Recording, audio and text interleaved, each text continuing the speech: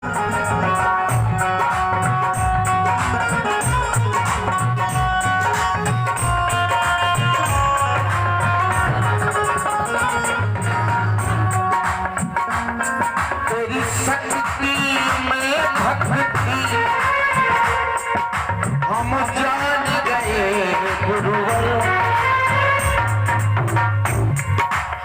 धर्म अनुरागी बंधुओं से निवेदन है कि आज सप्तम दिवस की मध्याह्नकालीन मेला की पावन की कथा अपने समय अनुसार प्रारंभ होने को जा रही है। तो सभी भक्त भारी से भारी संख्या में पधारे। तेरी शक्ति में है भक्ति मेरी माया है गुरु, तेरी शक्ति में है भक्ति मेरी माया है गुरु, बस पास रहो मेरे, बस पास रहो मेरे, इतनी सी दया करे गुरुदेव दया करके हमको अपना लेना, गुरुदेव दया करके हमको अपना लेना, गुरुदेव दया करके हमको अपना लेना। राधे श्री राधे बेचना श्री राधे श्री राधे श्री राधे राधे राधे श्री राधे श्री राधे श्री राधे। बोलिए वृंदावन बांके बिहारी लाल की श्रीमद् भागवत महापुराण की वेद व्यास जी महाराज जी की, श्री सुखदेव जी महाराज जी की जय हो, पितृ देवता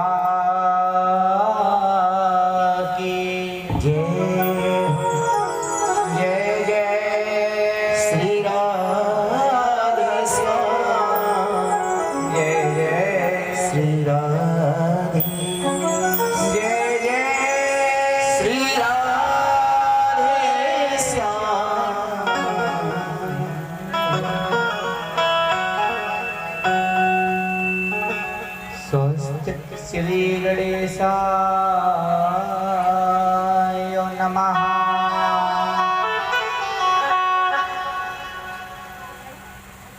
श्रीमते वेद पुरुषाय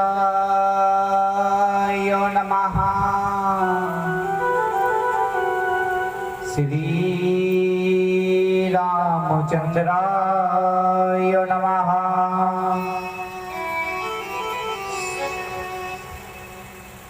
श्री सर्वेभ्यो देवेभ्यो नमः। मंगलम भगवान विष्णु मंगलम गरुड़ध्वजा मंगलम पुंडरीकाक्षाय मंगलाय तनो हरि। सर्वमंगल मांगल्ये शिवे सर्वार्थ साधके शरण्ये त्र्यंबके गौरी नारायणी नमोस्तुते। ध्येयं सदा परिभग्नमभीष्टदोहम्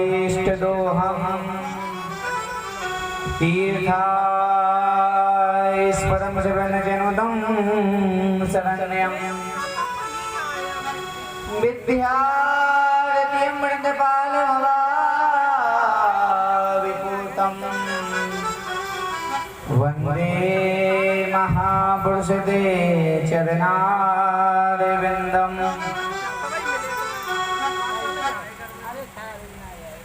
रामाय रामभद्राय रामचन्द्राय वेदसे रघुनाथाय नाथाय श्री सीताय पते नमः। राम राम रामेति रमे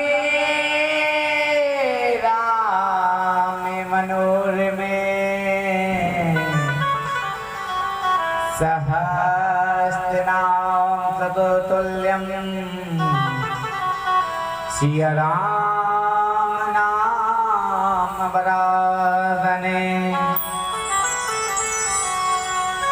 लोकाभिरामं रणरङ्गधीरं राजीवनेत्रं रघुवंशनाथं कारुण्यरूपं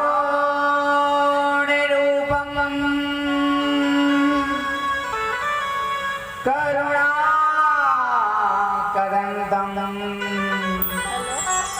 श्रीरामचन्द्रं शरणं प्रपद्ये।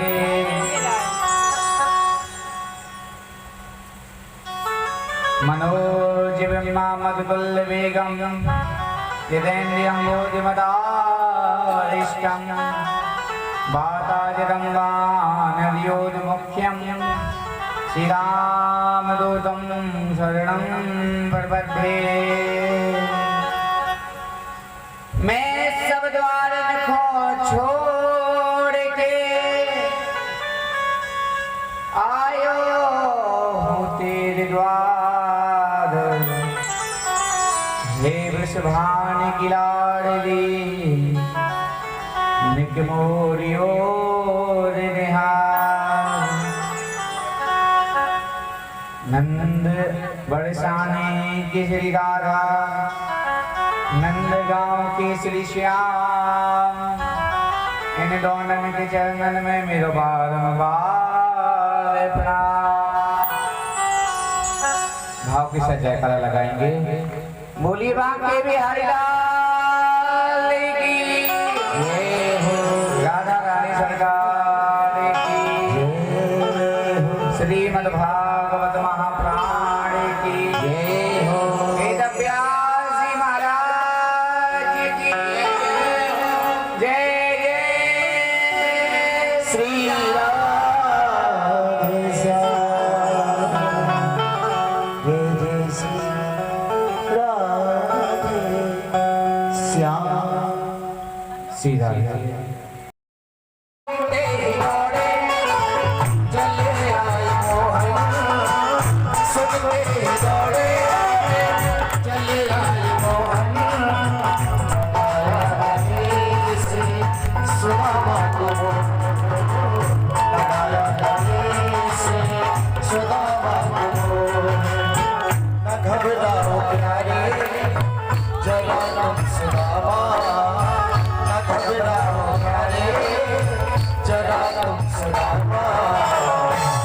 का सब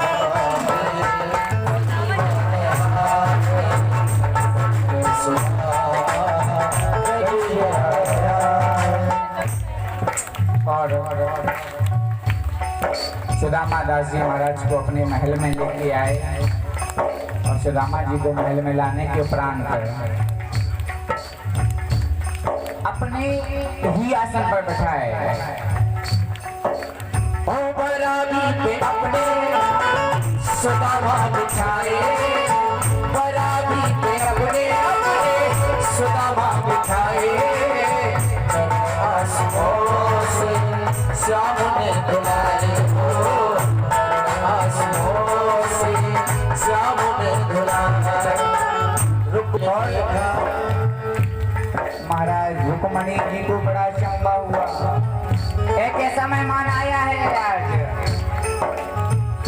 रुक्मणी ने देखा हुआ है अचंभा, रुक्मणी ने देखा हुआ है अचंभा कि मेहमान कैसा अजीब आ गया है,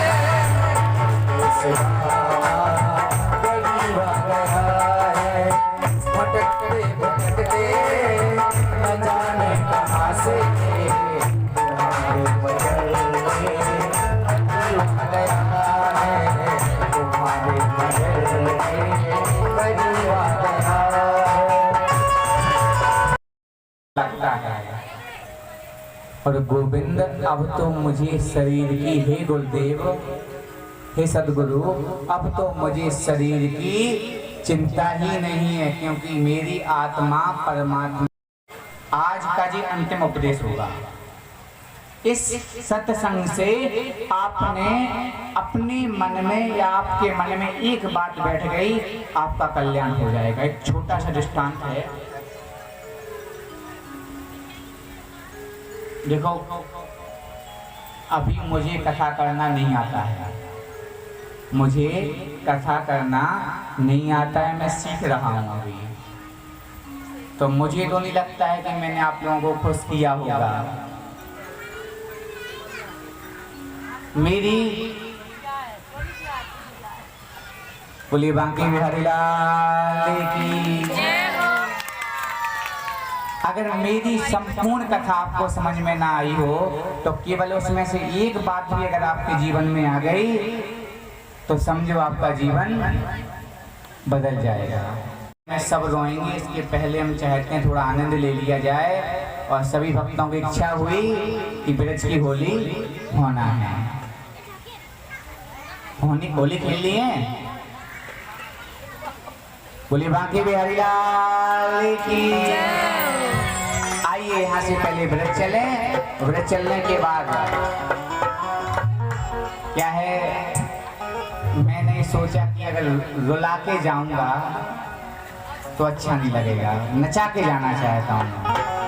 बोली होली के रसिया, आइए कथा को विराम करने के पहले एक बार पुनः वृंदावन चलें, एक बार पुनः वृंदावन चलें। मैं चल दूंगी, तुम रह जी गाना गाने जा रही है, गाना गाना।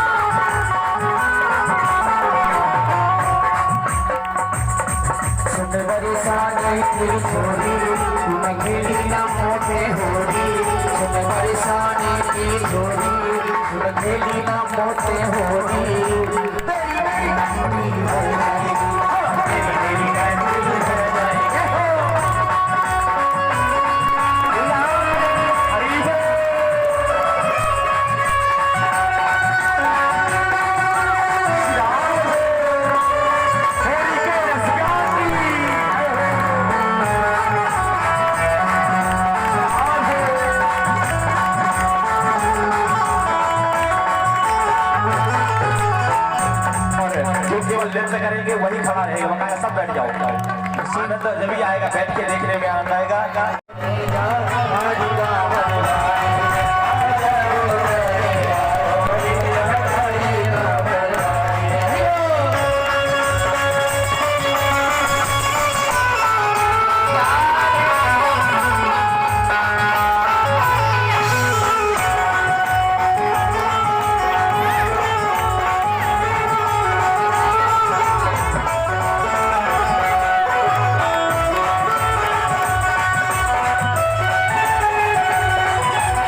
तो जीवन में आप कभी निराश नहीं होंगे। क्या क्या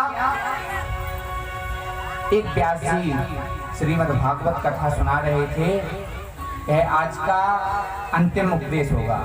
इस कथा के बाद कोई विराम होगा। व्यास जी कथा सुना रहे थे। कथा सुनाने के उतने में एक चोर निकला। उतने में एक चोर निकला।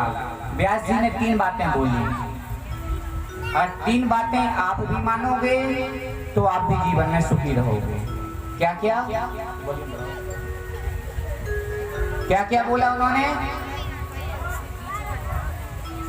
पहली बात, जीवन में कभी झूठ ना बोलो। क्या ना बोलो?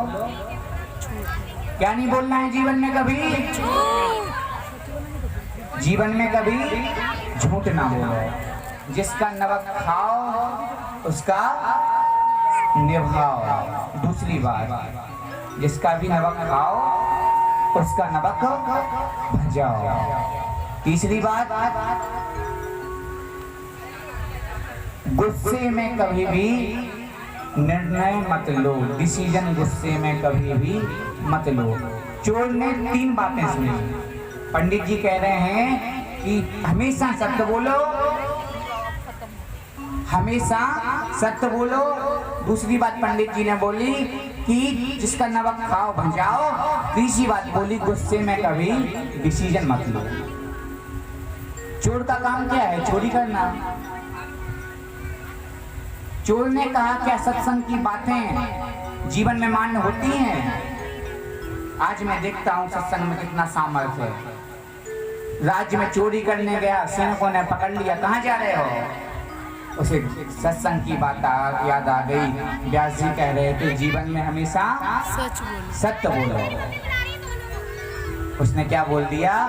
चोरी करने जा रहा है। सैनिकों ने कहा यह पागल है क्या? कोई चोरी करने जाएगा बताएगा? कोई चोर अपनी मुंह से बताएगा कि मैं चोर हूँ? उसको राजमहल में जाने दिया, किसी ने नहीं रोका। रात्रि में उसने चोरी की। रात्रि में उसने चोरी की। चोरी करने के बाद उसे भूख लगी। राजा की रसोई में गया। रसोई में जाने के बाद उसने भोजन किया। सत्संग की दूसरी बात याद आ गई उसको कि जब मैंने सत्संग की पहली बात मानी कि मैंने सत्य बोला, मुझे सैनिकों ने नहीं पकड़ा। अगर मैं सत्संग की दूसरी बात मान के देखूं, सत्संग की उसने भागवत की दूसरी बात मानी, कह दिया। रसोई में गया, राजा का भोजन खाया। उसे सत्संग की दूसरी बात याद आ गई, जिसका खाओ उसका भजाओ। कम खाओ और गम खाओ। इसका खाओ उसका भजाओ। चोरी का धन लेके रसोई घर में रख दिया। प्रातः काल राजा ने देखा धन रखा है। अगर चोर को चोरी करनी थी, अगर चोर को चोरी करनी थी तो धन ले जाता। रसोई घर में धन छोड़ के क्यों गया? नगर में दवाई पटवा दी गई तो जो भी चोर का पता बताएगा उसे 1 लाख स्वर्ण मुद्रिकाएं मिलेंगी। चोर ही हाथ जोड़ के पहुंचा, राजन मैंने चोरी की थी। एक बात बताओ, अगर तुमने चोरी की तुम धन क्यों नहीं ले गए? उसने कह दिया कि मैंने कहीं सत्संग सुना था। मैं रास्ते से जा रहा था, केवल रास्ते से जा रहा था। मैंने सत्संग की 3 बातें सुनी थी कि जीवन में हमेशा सत्य बोलो। अगर तुम चोरी करने मेरे महल में आए तो क्या मेरे सैनिकों ने नहीं रोका? मेरे सैनिकों ने नहीं रोका था। मैंने सत्य कहा था मैं चोर हूँ, तो मुझे सैनिकों ने नहीं पकड़ा। चोरी करने के बाद धन क्यों नहीं ले गए? सत्संग की मेरी दूसरी बात यह थी कि जिसका नमक खाओ उसका नमक भजाओ। राजा प्रसन्न हो गया। राजा ने उसको मंत्री बना दिया। 20 साल बाद उसे अपनी पत्नी की याद आई कि मेरा विवाह हो गया था। राजा से बोला मैं अपनी पत्नी को लेने जा रहा हूँ। पत्नी को लेने आया। उसकी पत्नी के साथ एक 20 साल का युवक लेटा था। तलवार निकाली और जैसे मारने जा रहा था उसे सत्संग की तीसरी बात याद आ गई कि गुस्से में कभी भी निर्णय नहीं लेना है, डिसीजन नहीं करना है। तलवार को उसने पुनः म्यान में रखा और पूछा, एक बात बताओ, मेरे जाने के बाद क्या किया तुमने? उसने कहा कि हे प्राणनाथ, जिस रात्रि में आप गए थे मैं उसी रात्रि में गर्भवती हो गई थी। 20 साल का आपका बालक है, यह है 20 साल का बालक है। कहने का तात्पर्य है कि अगर आपके जीवन में भी कोई मेरे द्वारा एक बात आपके हृदय में बैठ जाए तो आपका भी जीवन आनंद से कर सकता है। केवल एक बात, पूरी बात नहीं, पूरी तो महाराज अच्छे ऋषि मुनियों को यह कथा समझ में नहीं आई। केवल एक बात, राजा परीक्षित को मुझे बदनाम करने का बहाना ढूंढता है जमाना, मुझे बदनाम करने का बहाना ढूंढता है जमाना। मैं खुद बदनाम हो जाऊंगा, कहीं मेरा नाम तो होने दो।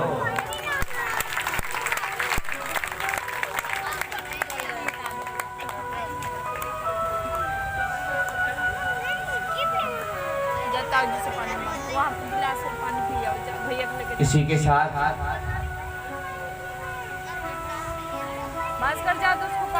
इस कार्यक्रम को सहयोग बनाने के लिए हमारी युवा पीढ़ी का बहुत बड़ा योगदान है, बहुत बड़ा मेहनत है। हरि जी से प्रार्थना करें कि इन सबकी जुगड़ जोड़ी हो जाए और सब सर्विस में लगे जाएं। इनका भी अभिनंदन करें, वंदन करें। हमारे आचार्य श्री नीरज शास्त्री जी महाराज जो झांकी बनाते हैं, साथ में पूजा पाठ कराते हैं, उनका भी बहुत बड़ा इस कार्यक्रम में योगदान रहा है। उनके लिए भी जोरदार अभिनंदन वंदन। और हमारे सांबले बहन के अतुल भैया, अतुल तिवारी जी, आज मैं जो कुछ भी इस मंच पे हूँ ये सब हमारे संगीत वालों की बदौलत है कि मैं आज मैं बैठा हूँ यहाँ पे। हमारे छोटे भैया आचार्य श्री अभिषेक शास्त्री जी